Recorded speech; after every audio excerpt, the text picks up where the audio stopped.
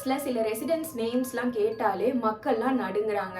குறிப்பிட்டு சொன்னா Amityville house, Lizzie Borden's house, Winchester ஹவுஸ்னு லிஸ்ட் போயிட்டே இருக்கு.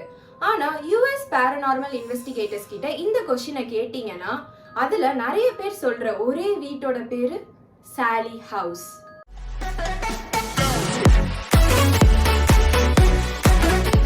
ஹலோ மக்களே, welcome back to Jenny stories. நம்ம இன்னைக்கு வீடியோல என்ன பார்க்க போறோம் அப்படின்னு பாத்தீங்கன்னா, மோஸ்ட் ஹாண்டட் ஹவுஸா சொல்லப்படுற சாலிஸ் ஹவுஸோட ஸ்டோரியை தான் டீடைல்டா பார்க்க போறோம். வாங்க வீடியோக்குள்ள போலாம்.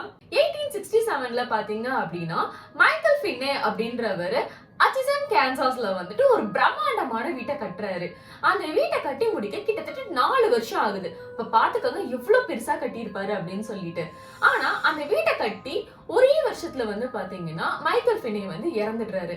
அதுக்கப்புறம் அவரோட பையன் டாக்டர் சார்லஸ் ஃபின்னே வந்து அந்த பெரிய வீட்டுல ஒரு குட்டி ரூம்ல ஒரு கிளினிக் மாதிரி செட்டப் பண்ணி நடத்திட்டு இருக்காரு. பட் அந்த பீரியட்ல அவங்க யாருக்குமே தெரியல, பல வருஷங்கள் கழிச்சு இந்த வீடு வந்து ஒரு பெரிய ஹாண்டட் ஹவுஸா எல்லாரும் மத்தியிலும் பேசப்படும் அப்படின்னு சொல்லிட்டு 1992ல இந்த வீட்டுக்கு டோனி பிக்மனும் பிரெக்னெண்டா இருக்க அவங்க ஒய்ஃபும் வராங்க.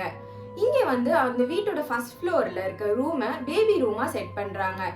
இதுக்கப்புறம் அவங்களுக்கு பேபியும் பிறக்குது.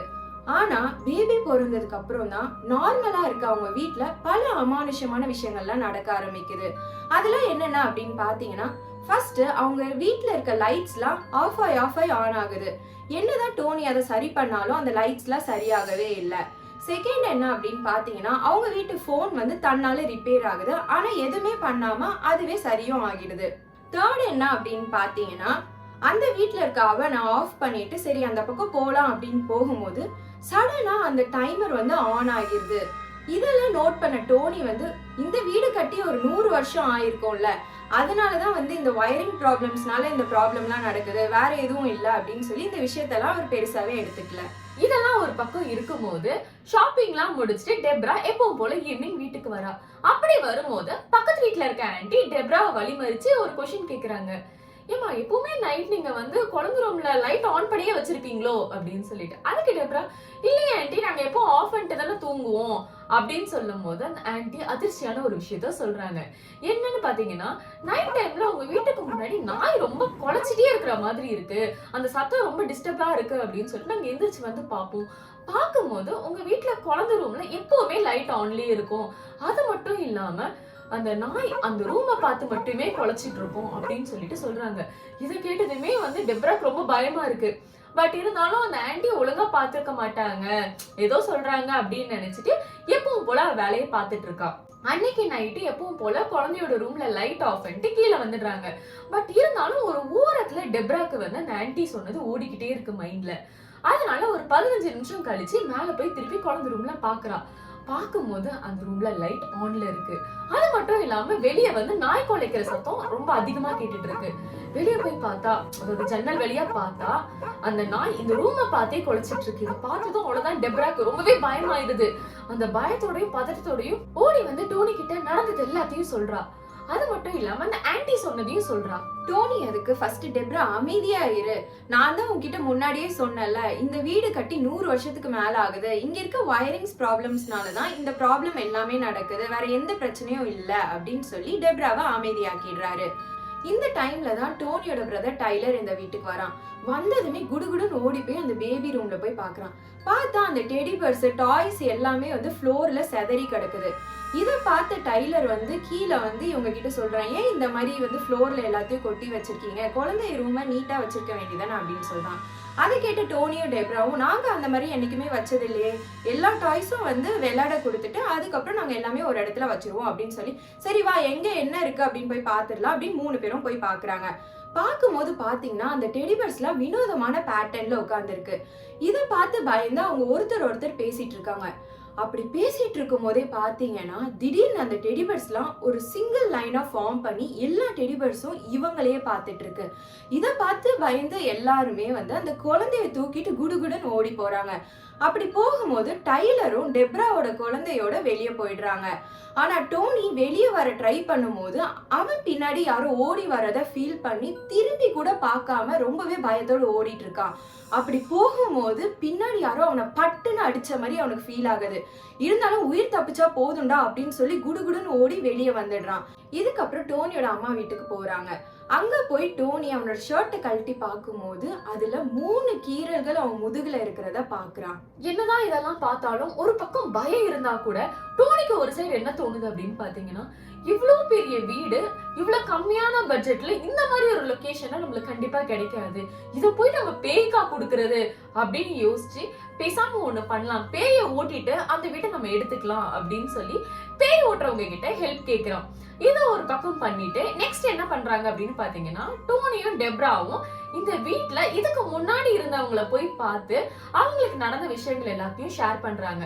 ஷேர் பண்ணிட்டு உங்களுக்கு இந்த மாதிரி ஏதாச்சும் நடந்திருக்கா அப்படின்னு சொல்லிட்டு கேக்குறாங்க.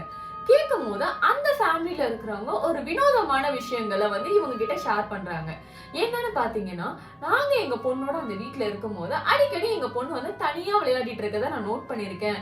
உடனே செம கோவத்துல நான் அவகிட்ட கேட்டேன், என்ன எப்ப பாரு தனியாவே விளையாடிட்டு இருக்க, காத்துல பேசிட்டு இருக்க அப்படின்னு சொல்லும் போது அவ என்னைய பார்த்து சொன்னா, நான் எங்க தனியா விளையாடிட்டு இருக்கேன், இந்த பொண்ணோட தானே விளையாடிட்டு இருக்கேன், அந்த பொண்ணு பேரு சாலி அப்படின்னு சொல்லி முடிக்கிறதுக்குள்ள டோனிக்கு ஒரு போன் வருது.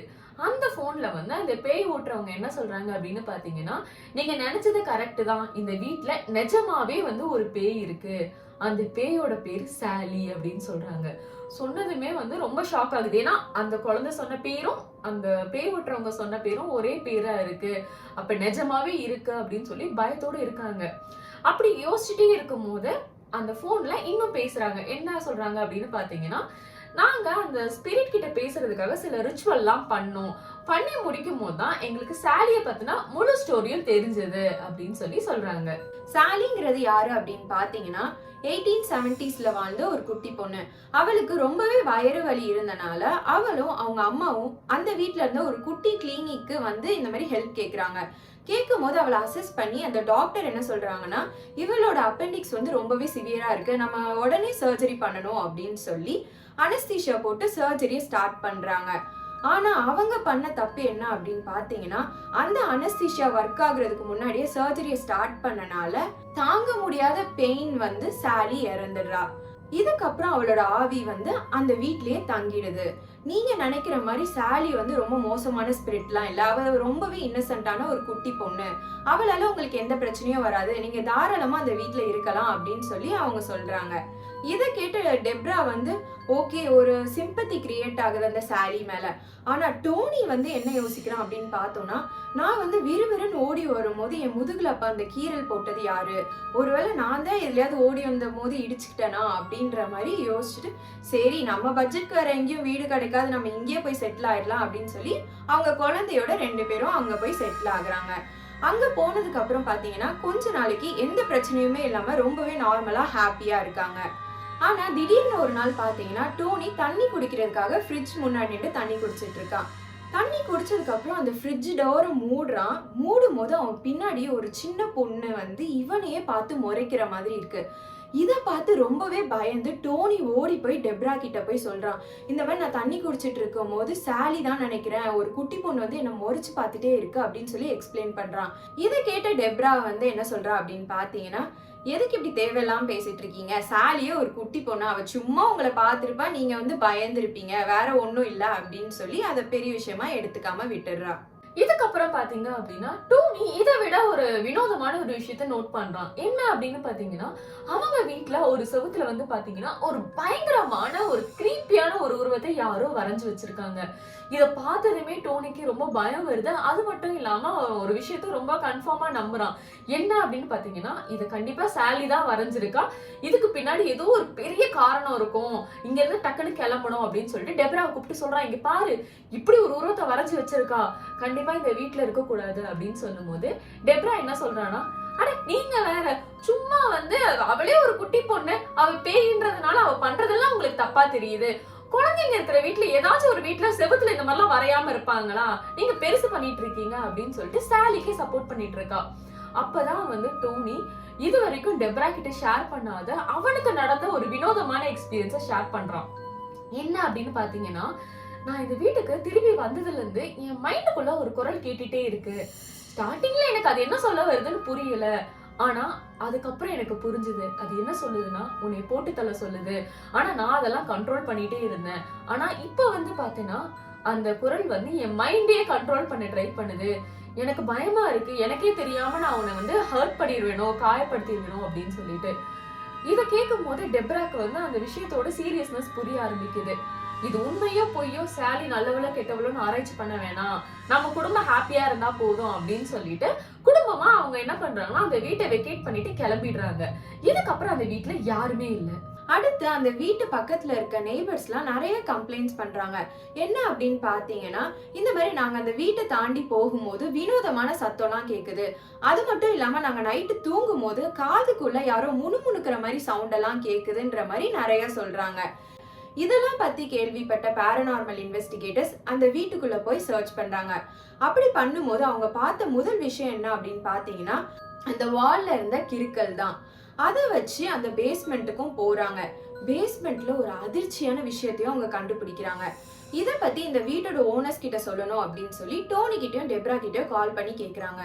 அப்படி பேசும்போது, நீங்க இந்த வீட்டோட பேஸ்மெண்ட் போயிருக்கீங்களா, அது மட்டும் இல்லாம இந்த பேஸ்மெண்ட்ல ஒரு ரூமும் இருக்கு, அதை யூஸ் பண்ணிருக்கீங்களா அப்படின்னு கேக்குறாங்க.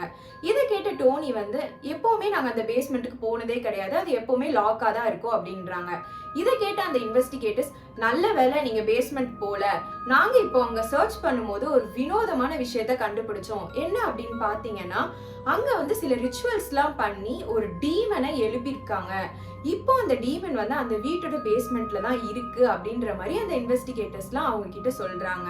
இப்பதான் டோனி யோசிக்கிறான், ஒருவேளை வந்து சாலி அந்த டீமனை தான் வரைஞ்சிருப்பாளோ அப்படின்னு சொல்லிட்டு. அது மட்டும் இல்லாம ஃப்ரிட்ஜ் டோர் க்ளோஸ் பண்ணும்போது அவ முறைச்சது என்ன இல்லாம எனக்கு பின்னாடி ஏதாச்சும் டீமன் இருக்கும், அதை பார்த்து முறைச்சிருப்பாளா அப்படின்னு சொல்லி பல கேள்விகள் அவனுக்குள்ள வருது. பட் இவன் என்னதான் யோசிச்சுட்டு இருந்தாலும் இப்ப வந்து அந்த ஊருக்குள்ள பரவலா பேசப்படுற டாபிக் என்ன அப்படின்னு பாத்தீங்கன்னா, அந்த வீட்டுல பயங்கரமான ஒரு அரக்கன் இருக்கான். அந்த அரக்கனோட பேரு சாலி அப்படின்னு சொல்லிட்டு ஊர் ஃபுல்லா பரவிட்டு இருக்கு. இப்பவும் வந்து பாத்தீங்கன்னா அந்த வீடை பார்த்தாலே ரொம்ப பயப்படுறாங்க. இப்போ எனக்கு வந்து இந்த ஸ்டோரியில புரியாத நிறைய விஷயங்கள் இருக்கு. அது என்ன அப்படின்னு பாத்தீங்கன்னா, அப்போ நம்ம டோனிய ஸ்டார்டிங்ல முதுகுலே பளிச்சுன்னு ஒண்ணு போட்டாங்கல்ல, அது யாரு? டீமனா இல்லைன்னா சாலியா? அது மட்டும் இல்லாம டெப்ரா வந்து சொன்னாங்கல்ல, அந்த ரூம்ல வந்து லைட் எப்பவுமே குழந்தை ரூம்ல ஆன்ல இருக்கும்னு சொல்லிட்டு, குழந்தைய பாதுகாக்கிறதுக்காக அந்த ரூம்ல சாலி இருந்தாலா இல்ல வந்து ஹர்ட் பண்ணணும்னு இருந்தாலும் தெரியல. ஏன்னா இது இருந்த வரைக்கும் குழந்தைக்கு எந்த ப்ராப்ளமும் வந்தது கிடையாது.